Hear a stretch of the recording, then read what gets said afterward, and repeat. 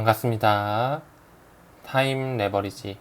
시간을 들여 막대한 수익으로 치환한다.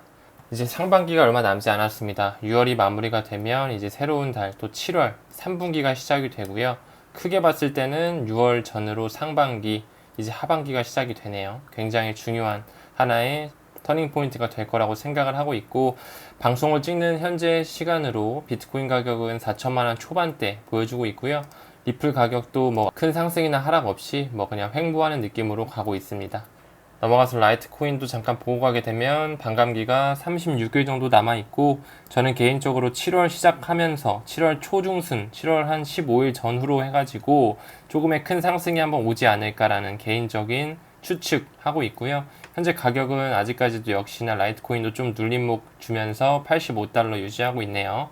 좀 더 지켜보겠습니다. 저는 매주 수요일마다 베이비 도지를 에어드랍 받고 있고, 이번에는 트랜잭션이 많진 않았나 봐요. 1000만 개 정도 받았는데, 저번 주는 2000만 개, 또 그 저번 주는 7000만 개, 또 한 2000만 개 이상씩은 꾸준히 받다가 이번엔 좀 1000만 개 정도 받으니까 살짝 아쉽기도 하고 한데, 뭐 이 부분은 그냥 하나의 분할 매수 관점, DCA 관점, 하나의 뭐 스테이킹 관점으로 보면서 조금 더 개수를 늘려나가는 부분에 집중을 한다면 뭐 조금씩 받는 것 자체만으로도 좀 행복하지 않을까라는 그런 긍정으로 승화를 할 수 있지 않을까 좀 생각을 하고요. 여러분들도 이런 부분에 있어서 항상 수량에 집중하셔라 좀 말씀을 드리고 싶습니다. 자, 넘어가서 기사 하나씩 좀 보고 갈게요. 27조 달러의 자산, 비트코인과 암호화폐에 몰릴까? 라는 그런 기사인데, 블랙록의 스팟 비트코인 ETF 신청을 했잖아요. 그 뒤를 이어서 이번에 피델리티 나오고, 그 외에도 뭐 굉장히 많은 금융기관들, 그리고 자산 운용사들이 신청을 했는데, 잠깐 짚고 넘어가게 되면 JP모건, 모건 스탠리, 골드만삭, 뉴욕 멜론은행, 인베스코, 뱅크 오브 아메리카 등이 있다. 역시나 기득권층이 다 배열이 되어 있고, 이걸 다 합쳤을 때 이 기득권 세력들의 금액들을 합쳤을 때 거의 27조 달러가 되는데, 이 부분이 이제 비트코인과 그리고 이제 메이저 알트코인으로 오지 않을까, 암호화폐로 오지 않을까, 개인적으로 좀 그렇게 보고 있습니다. 그래서 방금 언급드렸다시피 이제 피델리티도 공식적으로 이제 상장 신청을 준비한다라는 그런 오피셜 기사가 나왔고, 계속적으로 이제 블랙록을 비롯해서 하위에 있는 그런 자산 운용사, 금권 세력들이 슬슬 비트코인 현물 ETF에 눈독을 들이고 있다라고 큰 그림으로 좀 봐주시면 될 것 같아요.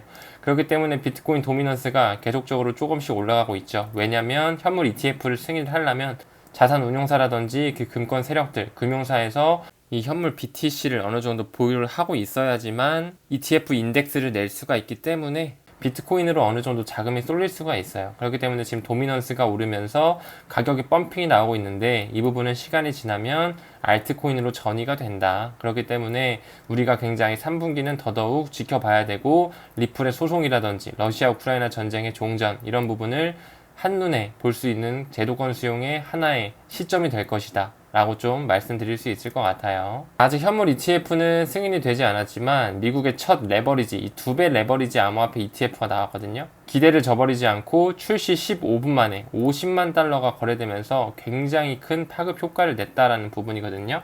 기사 잠깐 보면 블러드러티 시어즈 2배 레버리지 ETF가 거래 15분 만에 약 50만 달러의 상당한 거래량을 기록했다 라고 나오고 있으면서, 현물 ETF가 쏟아지면 더 큰 거래량이 나오지 않을까, 저는 개인적으로 그렇게 기대를 해볼 수 있을 것 같아요.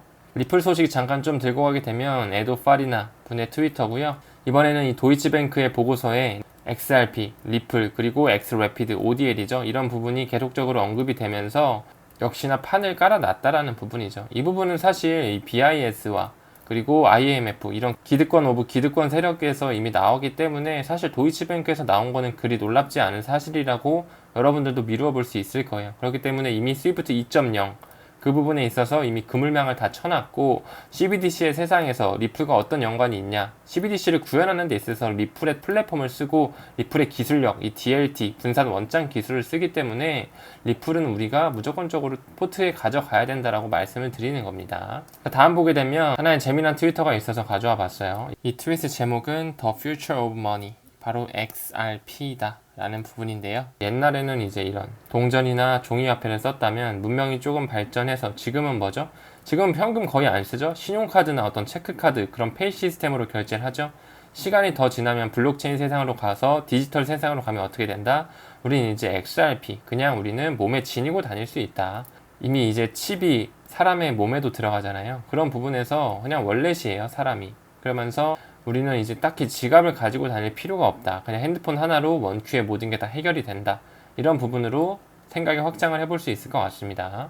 또 하나의 리플 소식인데요. 이 미국 SEC와의 소송, 리플의 변호인단에서 또 한 명의 변호사를 사임시켰다라는 부분이거든요. 이미 지난 5월 달에 이 카일리 치슬 킴이라는 변호사, 항소 전문 변호사였는데 5월에 물러났었죠, 이미. 하지만 이번엔 또 마스터맨, 이 클레이튼 제이 마스터맨이라는 사람이 소송에서 자신을 제외해달라는 신청서를 제출했다라고 하면서 이제 리플의 어떤 항소는 나오지 않을 것이다. 그렇기 때문에 승소 또는 합의로 갈 수 있을 거라고 미루어 짐작을 해볼 수 있을 것 같습니다. 미국의 유명 벤처 투자자가 말합니다. 암호화폐 규제 명확해지면 역시나 제도적 숨은 열린다. 제도권 수용이 열린다. 제도권 수용.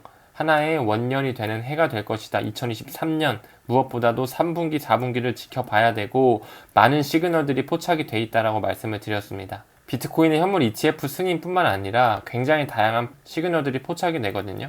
그 부분을 미루어 봤을 때 미국의 슈퍼거래소, 월가의 거래소죠. EDX 마켓 6월 20일에 거래가 시작되면서 하나의 수문이 열렸고요. 더 나아가서 뉴욕 멜론은행은 작년 말에 이미 미국은행 최초로 암호화폐 스탁 서비스를 제공했습니다. 이제 남은 데가 어디 있을까요? 여러분 이제 아셔야 됩니다. 아브라뱅크죠. 최초의 미국 규제 암호화은행 출시할 것이다라고 하면서 밑에 기사를 내려보면 2023년 2분기 이전에 출시할 계획을 가지고 있었는데 아직까지 조금 미뤄지고 있는 상황이에요. 저는 개인적으로 3분기에 아브라뱅크도 암호화폐 커스터디 시작한다고 생각을 하고 있습니다.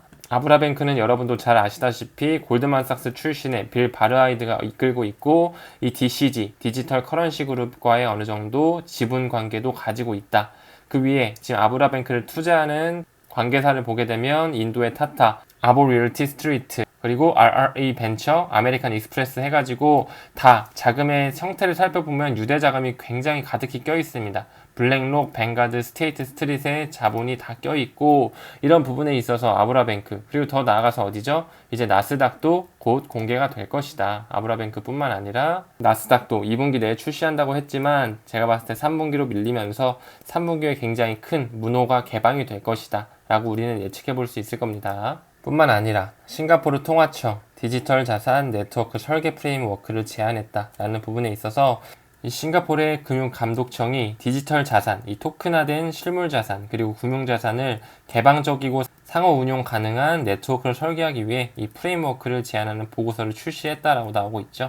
이런 부분에 있어서 역시나 자산 토큰화, STO가 이루어질 것이다 라고 말씀을 드릴 수 있고 밑에 내려가서 지금 싱가포르 통화청뿐만 아니라 여기 언급되는 은행들은 홍콩 상하이 은행, 유럽 최대 은행이죠. HSBC 그리고 더 나아가서 스위스 최대 은행 UBS도 이런 부분에서 테스트를 시작하면서 계속적으로 이런 금권 세력들 굉장히 거대한 기득권 세력들이 자산 토큰화 이런 부분에 있어서 적극적으로 가담하고 있다라는 부분을 우리는 인지하고 있어야 됩니다.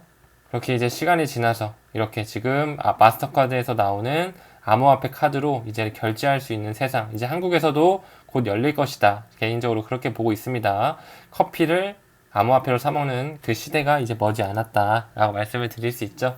왜냐하면 기득권 세력 중에 하나인 비자 그리고 마스터카드가 이런 인게이지 프로그램을 확장해서 암호화폐 카드 발급에 계속적으로 확장성을 보이기 때문에 이제 우리나라도 이렇게 암호화폐 카드로 결제하는 날이 얼마 남지 않았다라고 말씀을 드릴 수 있을 것 같아요. 한 구독자님께서 댓글을 또 달아주셨습니다. 오늘 저도 조금 추매했습니다. 드디어 6,000개를 모았다. 3만 개 모를 때까지 오르지 않기를 바라고 계시는데 저는 개인적으로 이분의 그 마음이 굉장히 이해가 돼요. 물론 리플을 굉장히 오랫동안 투자해 오시고 소송 그리고 승소에 대한 그런 기대를 계속 가지고 계시면서 언제 끝내냐 하시는 분들은 이런 댓글을 보면 화가 나시겠지만 리플을 이제 접하시면서 모아가시는 분들은 본인한테 조금 더 모을 기회가 있기를 바라시는 분들 굉장히 많거든요. 조금만 더 오르지 마라. 조금만 더 기다려줘라. 내가 조금씩 살 수 있을 때 사야 되기 때문에 그런 건데 이런 분들도 이제 기회가 얼마 남지 않았다고 저는 생각을 해요. 이제 동전으로 살 수 있는 가격이 정말 얼마 남지 않았기 때문에 여러분들도 조금씩 매집하는 부분에 있어서 집중을 하시길 바라겠습니다.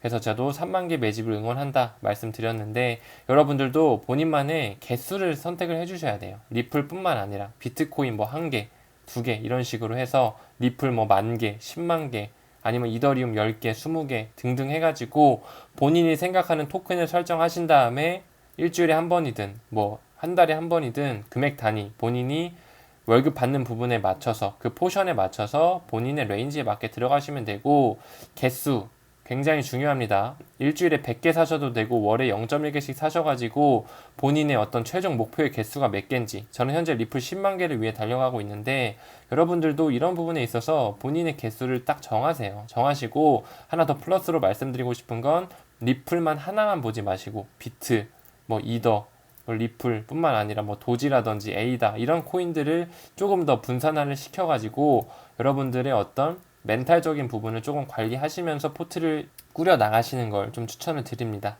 그래서 오늘 이 부분 말씀을 좀 드렸고, 지금 이렇게 CBD 자료를 봐도 이제 슬슬 고래들이 고개를 들고 있잖아요. 그쵸? 굉장히 고개를 점점 들고 있으면서 매수세가 점점 나오고 있어요. 매수세가 나오고 있기 때문에 이제 3분기 굉장히 암호화폐 문호 시장이 열리면서, 문호가 개방되면서 큰 유동성이 불어닥칠 것이다 라고 좀 보는 중에 있거든요. 여러분들도 참고하시면서 조금 기대감을 가지고 3분기 한번 지켜봤으면 좋겠습니다. 지금 많이 지쳐 계시는 분도 많으실 거예요. 가격도 지금 계속적으로 뭐 횡보만 하고 있는 그런 장인데 비트코인만 오르고 알트코인들이 지금 약간 너무 가만히 있잖아요. 그런 부분에 있어서 이제는 어느 정도 비트코인 도미넌스가 알트코인에 불어오면서 굉장히 큰 호재 뉴스들이 많이 터지지 않을까, 저는 개인적으로 좀 그렇게 보고 있거든요. 그래서 우리 조금만 더 힘내시고 여러분들의 투자 성공적으로 이어나가시길 항상 응원하겠습니다. 금일도 시청해주신 분들께 너무나 감사하다는 말씀 드리면서 건강 유의하시고요. 빗길 안전운전, 그리고 넘어지지 않도록 유의하시길 바라겠습니다. 성투합시다. 감사합니다.